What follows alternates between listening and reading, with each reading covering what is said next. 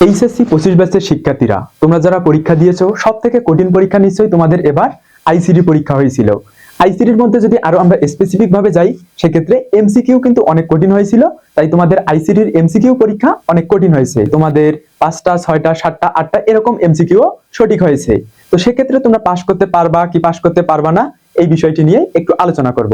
তো আমরা প্রথমেই বোর্ডের একটা তথ্য দেখে আসি যে আমাদেরকে লিখিত এবং এমসিকিউ এ পৃথকভাবে পাস করতে হবে নাকি কম্বাইন ভাবে পাস করতে হবে। আইসিটি পরীক্ষা বা তথ্য যোগাযোগ প্রযুক্তি পরীক্ষায় এমসিকিউ এবং লিখিততে পৃথকভাবে পাশ করতে হবে কি হবে না এই বিষয়টি জানার জন্য আমাদেরকে মাধ্যমিক ও উচ্চ মাধ্যমিক শিক্ষা বোর্ডের যে 2025 সালের রুটিনটা ছিল সেই রুটিনের একটু নিচের দিকে যেতে হবে। নিচের দিকে 7 নাম্বার অপশনটা যদি আমরা একটু দেখি, এখানে লেখা আছে পরীক্ষার্থীকে তত্ত্বীয়, বহুনির্বাচনী ও ব্যবহারিক অংশে পৃথকভাবে পাশ করতে হবে।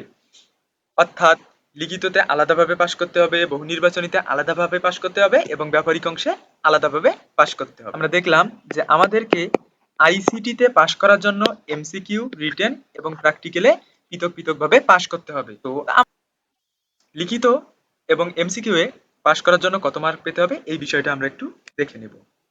আমরা যদি জাতীয় শিক্ষাক্রম ও পাঠ্যপুস্তক বোর্ড বাংলাদেশ কর্তৃক প্রণীত এসএসসি ও সমমান পরীক্ষার নম্বর বন্টন যা 2017 সালের পরীক্ষা থেকে কার্যকর আছে এই বিষয়টা যদি আমরা একটু দেখি, এখানে যদি আমরা তথ্য যোগাযোগ প্রযুক্তি বিষয়টা দেখি, দেখো তথ্য যোগাযোগ প্রযুক্তিতে সিকিউ বা সৃজনশীলে মার্ক ছিল 50, বহু নির্বাচনী 25 এবং ব্যবহারিক 25। এখানে আমাদেরকে তার জন্য 16 মার্ক পেতে হবে এবং এমসিকিউতে পাশ করার জন্য 8 মার্ক পেতে হবে। অর্থাৎ যারা 8 মার্কের কম এমসিকিউতে 6, 7, 5 এরকম মার্ক পাবে তাদের কিন্তু পাশ করার সম্ভাবনা অনেক কম থাকে।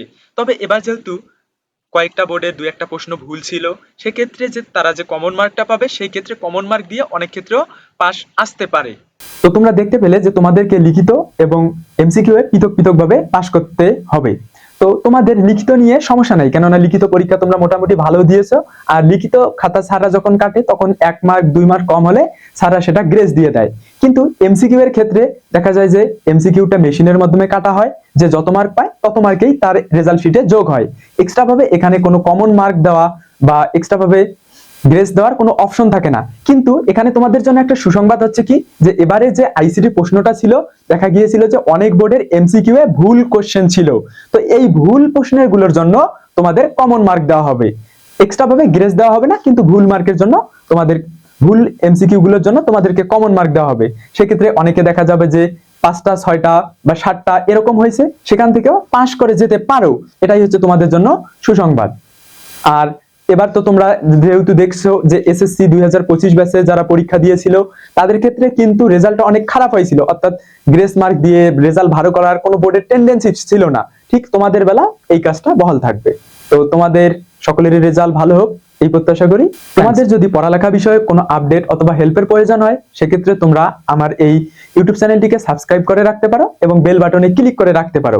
এছাড়াও ভিডিওর প্রথম কমেন্টে একটা টেলিগ্রাম গ্রুপে লিংক দেওয়া থাকবে, সেই টেলিগ্রাম গ্রুপে যুক্ত হয়েও তোমরা অনেক হেল্প পাবা এবং আপডেট পেতে পারো, অথবা তোমাদের কোনো সমস্যা হলে সেখানে তোমরা জানাইতে পারো, আমি তোমাদেরকে সেখানে সমাধান দেওয়ার ট্রাই করব। রইল, thanks for watching my video.